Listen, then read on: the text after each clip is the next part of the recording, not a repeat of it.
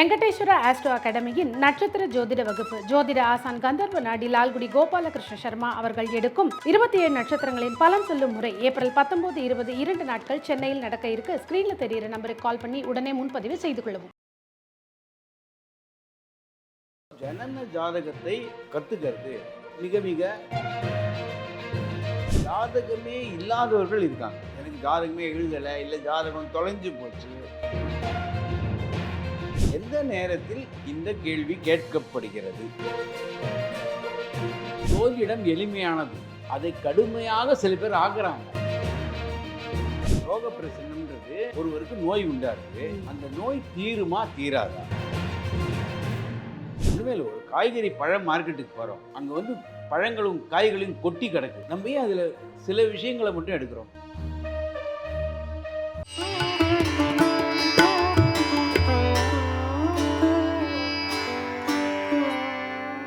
பிரணவ மந்திரம் நேயர்களுக்கு அன்பு வணக்கம். வர இருக்கிற 26ஆம் தேதி ஏப்ரல் அன்னைக்கு நடக்க இருக்கிற கேரள பிரசன்ன ஜோதிட வகுப்பு, இந்த வகுப்பு முழுக்க எதை சார்ந்தது, அதே மாதிரி அதில் இருக்கக்கூடிய 6 கான்செப்ட் பிரசன்ன முறைகள் யாரெல்லாம் தெரிந்து கொள்ளணும், எதற்காக தெரிந்து கொள்ளணும் அப்படின்னு இன்னைக்கு ஒரு தெளிவு கொடுக்கறதுக்காக அந்த வகுப்பினுடைய ஆசான் லால்குடி கோபாலகிருஷ்ணன் சர்மா அவர்கள் நம்ம கூட இணைஞ்சிருக்காங்க. வணக்கம். உங்களுடைய வகுப்பு வர ஏப்ரல் 26 நடக்க இருக்கு. நிறைய பேர் என்ன கேட்குறாங்க மெசேஜஸ்ல அப்படின்னா, இந்த பிரசன்னம் அப்படிங்கிறது என்ன, இதற்கான முக்கியத்துவம் என்ன, நாங்க ஏன் இதை கத்துக்கணும் அப்படிங்கிற மாதிரி ஒரு கேள்வி. வணக்கம். லால்குடி சப்தரிஷீஸ்வரர் அருளால் உலக மக்கள் நலம் பெற வேண்டும். பொதுவா பிரஷ்னம் அப்படின்னு சொன்னா கேள்வின்னு அர்த்தம். அதாவது மனிதர்கள் பிறக்கும் போது ஒரு ஜாதகம் இருக்கு, அது பேர் ஜனன ஜாதகம்னு சொல்றோம். அதே மாதிரி கேள்விக்கு ஒரு ஜாதகம் உண்டு. எந்த நேரத்தில் இந்த கேள்வி கேட்கப்படுகிறது, இதுதான் பிரஷ்னம். அப்போ கேள்வின்னு அர்த்தம். ஜனன ஜாதகத்தை கத்துக்கிறது மிக மிக கடினமானது. ஏன்னா அதில் நிறையா ரூல்ஸ் இருக்கு. அப்போ ஒரே ஒரு நிகழ்ச்சியை பற்றி ஒருத்தர் கேட்குறாரு, அவருக்கு மீதி லைஃப்பை பற்றிலாம் தெரிய வேண்டிய அவசியம் கிடையாது. இந்த பரீட்சையில் பாஸ் ஆவேனா இல்லையா, இந்த பந்தயத்தில் யார் ஜெயிப்பார்கள், இது மாதிரி ஒரே ஒரு கேள்வி தான் கேட்குறாங்கன்னு வச்சுக்கோங்க. அப்போ அதுக்கு ஜாதகத்தை ஆராய வேண்டிய அவசியம் கிடையாது, ஜனன ஜாதகத்தை. இன்னும் சில பேருக்கு ஜாதகமே இல்லாதவர்கள் இருக்காங்க. எனக்கு ஜாதகமே எழுதலை, இல்லை ஜாதகம் தொலைஞ்சு போச்சு, அது போல் ஆட்கள் இருக்காங்க. ரெண்டாவது, ஜாதகத்தில் குறிக்கப்பட்ட நேரம் சரியா தவறானே தெரியல. 5 நிமிஷம் கழிச்சு பண்ணிக்கலாம், 2 நிமிஷம் கழிச்சு பண்ணிக்கலாம். அப்போது பிரஷ்னத்தை வைத்து கொண்டு உங்களால் கட்டாயமாக பதில் சொல்ல முடியும். ஏன்னா இப்போ நம்ம பார்க்குற நேரம் உண்மையானது, நிதர்சனமானது. அப்போ அந்த நேரத்தை வைத்து கொண்டு இந்த நிகழ்வு நடக்குமா நடக்காதா இதை கண்டுபிடிச்சிருக்கோம். போன வாரத்தில் எனக்கு ஒரு தொலைபேசி அழைப்பு வருது. ஒரு பிரச்சனை விஷயமா நாங்கள் பேசணும்னு ஒரு பெண்மணி சொல்கிறாங்க.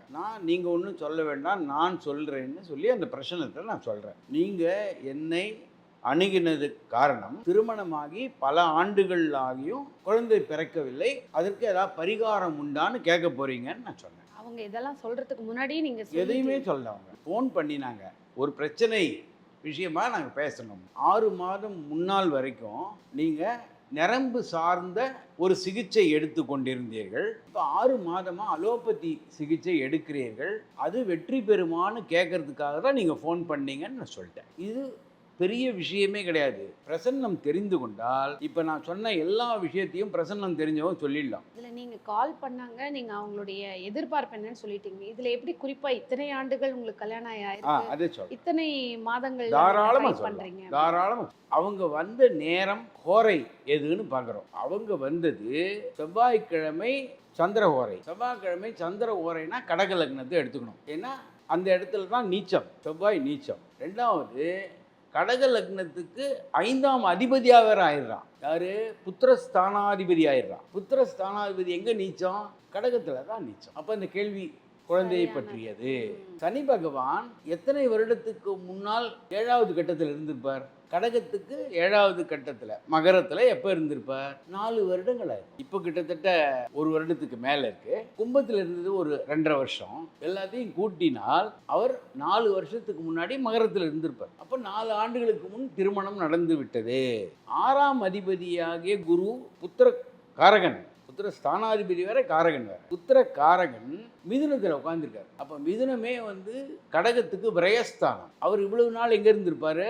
ராகுவுடைய நட்சத்திரத்தில் திருவாதிரையில் சஞ்சாரம் பண்ணி புனர்பூசத்துக்குள்ளே வந்து 6 மாதம் தான் ஆயிருக்கும். அப்போ ராகுவுடைய சஞ்சாரம் செய்யும்போது அலோபதி அல்லாத மாற்று சிகிச்சைன்னு புரிஞ்சுக்கணும். எதுவாக இருந்தாலும் மரபுக்கு மீறிய சிகிச்சைன்னு சொன்னால் ராகு. ரெண்டாவது, திருவாதிரையில் இருந்ததுனால திருவாதிரைனாலே வாதம்னு எடுத்துக்கணும். வாதம்னா இந்த பித்தம் ஸ்லேஷ்மம் வாதம்னு சொல்கிறோம் இல்லையா, அந்த இதில் வாதம். ரெண்டாவது, அது புதனுடைய ராசியாகவும் இருப்பதால் நரம்பு சார்ந்த சிகிச்சை. கேட்டதுக்கு அக்குபஞ்சரில் முயற்சி பண்ணி திருப்பி அலோபதிக்கு வந்துட்டாங்கன்னு. இவ்வளவுதான் பிரசன்னம். இதை யார் வேணும்னாலும் செய்யலாம். அடிப்படையா அந்த பஞ்சபூத தத்துவத்தையும் அந்த 3 விதமான குணங்கள் இருக்கு இல்லையா, அதாவது பித்தம் வாதம் ஸ்லேஷ்மம், இதையும் புரிந்துண்டா எல்லா விதமான பிரசன்னத்தையும் யார் வேணும்னாலும் சொல்லலாம். இதற்கு வந்து பேசிக் ஜோதிடம் தெரிஞ்சிருக்கணும்னு அவசியமே கிடையாது. ஒரு குறிப்பிட்ட ஒரு 10 விதமான விதிமுறைகள் மட்டும் தெரிஞ்சுன்னா தாராளமாக சொல்லிட்டு போகலாம். இதுக்கு வந்து பக்கம் பக்கமாக புஸ்தகம், பராசர உரை, பிருகுநந்தி நாடி இதெல்லாம் வேண்டவே வேண்டாம். சாதாரணமாக சொல்லிட்டு போகலாம். எப்பவுமே ஜோதிடம் எளிமையானது. அதை கடுமையாக சில பேர் ஆக்குறாங்க. சாதாரண விஷயத்தையும் நீங்கள் காம்ப்ளிகேட் ஆக்க முடியும், காம்ப்ளிகேட்டான விஷயத்தையும் சிம்பிளாக ஆக்க முடியும். அது நம்ம கையில் தான் இருக்குது. சர்வ சாதாரணமாக ஒருவர் அடிப்படை ஆதாரம் பிரசன்னத்தை தெரிஞ்சுனாங்கன்னா கட்டாயமாக ஜெயிக்கலாம். ஸோ இந்த பிரசன்ன வகுப்பில் பிரசன்னம்னா என்னங்கிற ஒரு கிளாரிட்டி கொடுத்துட்டீங்க. இதற்கு ஜோதிடம் தெரிஞ்சிருக்கணும்னு அவசியம் இல்லை. நம்ம நார்மலாக இருக்கிற மனிதர்கள் நமக்கான ஒரு சந்தேகங்கள் 6 விதமான பிரசன்ன முறைகளை நீங்கள் இந்த வகுப்பில் சொல்லி கொடுக்கறதா சொல்லியிருக்கீங்க. சோழி பிரசன்னத்துலேயும் தொடர்ந்துக்கலாம். இப்போ இந்த சோழி பிரசன்னம்னா இதற்கும் வந்து என்ன மாதிரி விஷயங்கள் நீங்கள் அதில் சொல்லி தருவீங்க? இப்போது 1 மணி 15 நிமிஷத்தில் ஒரு லக்னம் விழருது. அது வந்து சென்னையில் உள்ள 100 ஜோதிடர்களுக்கும் பொதுவானது. ஆனால் வரக்கூடிய ஆட்கள் வேறு வேறு பிரச்சனைகளுக்காக வருகிறார்கள். அப்போ 100 விதமான லக்னம் தானே கிடைக்கணும். ஏன் ஒரே லக்னத்தை வச்சு எப்படி எடுப்பீங்க? எடுக்க முடியாது. அப்படி எடுத்தால் அது பொய்ன்னு அர்த்தம். 1.25னா ஒன்று புத்திர ப்ராப்ளத்துக்காக குழந்தை பிறக்கலைன்னு ஒரு ப்ராப்ளத்துக்கு வரா, திருமணம் ஆலைன்னு வரா, கடன் சரியா இல்லைன்னு வரா. அப்போ எல்லாருக்கும் அதே 1.25 லக்னம் எடுத்தால் சரியா வருமா?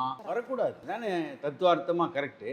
அப்போது என்ன பண்ணுறோம், வந்தவரை வைத்து சோழி போட்டு பார்க்குறோம். அவர் எதற்கு வந்திருக்கார்? அப்போ சோழி போடும்போது உங்களுக்கு வேறு விதமான எண்ணிக்கையும் இன்னொரு ஜோதிடர்களுக்கு வேறு விதமான எண்ணிக்கையும் விழும். அதனால் இதை பண்ணினாலும் பரவாயில்ல, ஹோரா பிரசன்னம் பண்ணாலும் வரும். அப்படி இல்லைன்னா நவாம்ச பிரசன்னம்னு ஒன்று இருக்குது. 108 எண்ணுக்குள் உங்களை ஒன்று நினைக்க சொல்லி அந்த எண்ணை வைத்து கொண்டு நவாம்சத்தை கண்டுபிடிக்கிறது. 108. இப்போது 10 பேரை கூப்பிட்டு ஒரு நம்பர் சொல்லுங்கன்னு சொன்னால் 100% எல்லாரும் வேறு வேறு நம்பர் தான் சொல்லுவாங்களே தவிர ஒரே நம்பரை சொல்ல மாட்டாங்க. மாறும். உங்களுடைய மனோநிலைமை வேறு, அவருடைய மனோநிலைமை வேறு. அதனால் இந்த 108ல் அவர் தேர்ந்தெடுப்பது வேறு, நீங்கள் தேர்ந்தெடுப்பது வேறு. ரோக பிரசன்னம் அப்படிங்கிற ஒரு விஷயத்தை குறிப்பிட்டிருக்கீங்க. ரோக பிரசன்னம்ன்றது ஒருவருக்கு நோய் உண்டாருது, அந்த நோய் தீருமா தீராதா அதை கண்டுபிடிக்கலாம். அதே போல் நோய் தீரும்னா எந்த காலகட்டத்தில் தீரும் இதை கண்டுபிடிக்கலாம். இந்த நோய்க்கு எந்த விதமான சிகிச்சை எடுத்தால் சரியா வரும். இப்போ சில பேர் பிரசன்னத்திலேயே என்ன மாதிரி சிகிச்சை எல்லாம் இதற்கான காலகட்டம் எப்போ அந்த நோய் கட்டாயமாக கண்டுபிடிக்கும். காரணம், சில பேருக்கு நாங்கள் அலோபதி எடுத்தோம் எங்களுக்கு சரியா வரலன்னு சொல்லி ஆயுர்வேதம் போகிறாங்க. ஆயுர்வேதம் போனால் அவங்க ஜெயிச்சிடுறாங்க. அப்போது இவர் இந்த இடத்துக்கு சிகிச்சைக்கு போனால் தான் சரி வரும்னு கணக்கு இருக்குது. சில பேர் பார்த்திங்கன்னா ஆயுர்வேதம் ட்ரை பண்ணுவாங்க, ஒன்றுமே நல்லது நடக்காது, உடனே அவங்க அலோபதிக்கு வருவாங்க. இல்லை யுனானின்னு ஒரு மருத்துவர், யுனானி மருத்துவம், அக்குபஞ்சருக்கு போவாங்க. அப்போது இந்த நோய்க்கு என்ன விதமான சிகிச்சை சரி வரும்? இதே மாதிரி ஒரு அறுவை சிகிச்சை டாக்டர் கேட்பார், உங்களுக்கு எந்த நேரத்தில் அறுவை சிகிச்சை செய்யலாம், எப்போ பண்ணலாம். எமர்ஜென்சியில் கேட்க மாட்டாங்க, சில நேரங்களில் கேட்பாங்க என்ன நேரத்தில். அப்போ அந்த நேரத்தை நீங்கள் சொன்னால் அதுக்கு ஏற்ற மாதிரி ஏற்பாடும் பண்ணுவாங்க. அப்போ எந்த நேரத்தில் இந்த அறுவை சிகிச்சை செய்து கொண்டால் ஜெயிக்கலாம். சில நேரத்தில் அறுவை சிகிச்சை செய்யும் போதே கூட ஒரு மனிதர் இறந்து போகிறதெல்லாம் உண்டு, வாய்ப்புகள் இருக்கு. அந்த அறுவை சிகிச்சை செய்து இன்னும் நோய் வீரியமாறுதும் உண்டு. அப்போ இதை செய்யலாமா வேண்டாம், இதெல்லாம் தான் பிரசன்னத்துடைய. பந்தய பிரசன்னம் அப்படின்னா பங்கு சந்தை இருக்கு. அந்த பங்கு சந்தையில எந்த பங்கு விலை ஏறும் இறங்கும் அதையும் பிரசன்னம் கட்டாயமா கண்டுபிடிக்கும். காரணம், இந்த பங்கு சந்தைக்கு காரகமான கிரகமே சந்திரன் தான். அதனால தான் ரிஷப ராசியில் சந்திரன் உச்சம் அடைகிறார். ரிஷப ராசினாலே நான் ஏற்கனவே சொல்லியிருக்கேன், புல்லுன்னு பேர். இதுதான் ஷேர் மார்க்கெட்டுடைய வார்த்தையே.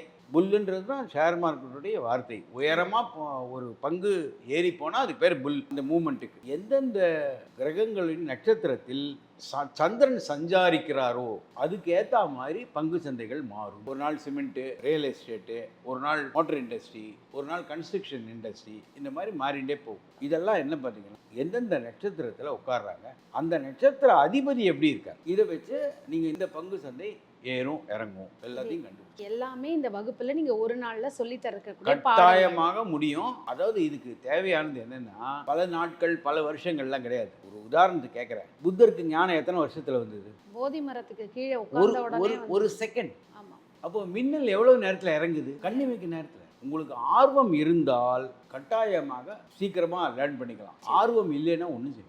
ஆர்வமும் கவனமும் சங்கல்பம், எப்படியாவது கற்றுக்கணுன்ற சங்கல்பம் இருந்தால் எல்லா விதத்துலையும் எந்த வேலையை வேணால் உலகத்தில் பண்ணலாம், வெற்றி அடையலாம். இதுதான் என்னுடைய கருத்து. கண்டிப்பாக பார்த்துட்டு இருக்க நேயர்கள் நிறைய பேர் எங்ககிட்ட கேட்டிருந்தீங்க, இந்த வகுப்புல ஆர்வமா சேரணும்னு இருக்கீங்க, ஆனா இதுல என்ன சொல்லி தர போறாரு அப்படிங்கிறதுக்கான ஒரு ப்ரொமோ மாதிரி தான் அது. இன்னும் நிறைய விஷயங்கள் நேர்ல நீங்க வரும்பொழுது இவ்வளோ விஷயங்கள் எளிமையா நமக்கு ஜோதிடம் தெரியலனாலும் தினம் தினம் நம்ம வாழ்க்கையை நம்மளே கணிச்சு ஒரு பாசிட்டிவா மாத்திக்கிறதுக்கான ஒரு அரிய வாய்ப்பு வர ஏப்ரல் 26ஆம் தேதி காலை 10 மணியிலிருந்து 5 மணி வரைக்கும் சென்னையில் நடக்க இருக்கு. ஸ்க்ரீன்ல நம்பர் கொடுக்கப்பட்டிருக்கும், அதற்கு கால் பண்ணீங்கன்னா மேலும் விவரங்கள் கொடுக்கப்படும். நீங்க வந்து கிளாஸ்ல ஜாயின் பண்ணிக்கலாம். ரொம்ப நல்லதுங்க ஐயா. நிறைய நேயர்களுக்கு கண்டிப்பா ஒரு கிளாரிட்டி கிடைச்சிருக்கும்னு நினைக்கிறோம். நிறைய நேயர்கள் உங்களை நேர்ல பார்க்க காத்துட்டு இருக்காங்க. வகுப்புல கண்டிப்பாக சந்திக்கலாம்.